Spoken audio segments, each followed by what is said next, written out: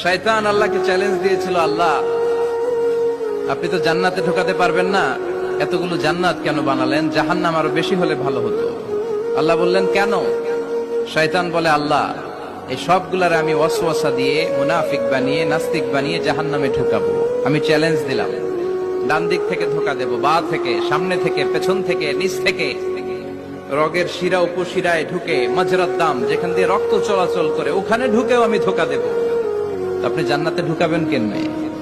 আল্লাহ বললেন, তুমি আমারও চ্যালেঞ্জ দাও, এত বড় সাহস? আমি তো সব রাজার বড় রাজা, মহারাজা। চিৎকার করে বলেন ঠিক কিনা? মহারাজার সাথে চ্যালেঞ্জ দেয়া যায় না।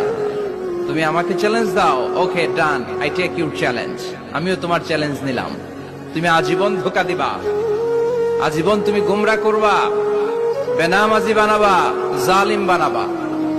কিন্তু আমার বান্দা কোন তাফসীরুল কোরআনের মাহফিলে এসে, কোন এক ওয়াক্তের নামাজে মসজিদে ঢুকে, অথবা মাঝরাতে ঘুম ভেঙে গেলে তাহাজ্জুদের জায়নামাজে চোখের পানি ছেড়ে যখন ক্ষমা চাইবে, আমি সব গুনাহ মাফ করে দেব। তুই কি করবি? চিৎকার করে পড়েন আল্লাহু আকবার। এজন্য ভুল নাই এমন কোন মানুষ নাই। ভুল হয়নি শুধু নবীদের, এজন্য তারা মাসুম। আহলুস সুন্নাহ ওয়াল জামাআর ইতিকাদ হচ্ছে নবীদের কোনো ভুল নাই, ঠিক কিনা?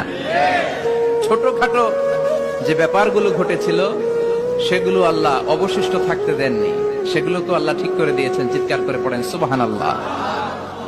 মানুষ ভুলের ঊর্ধ্বে নয়। কুল্লুকুম খাত্তা, তোমরা সবাই ভুল করো। ওয়া খায়রুল খাত্তাইনা তাওয়াবুন।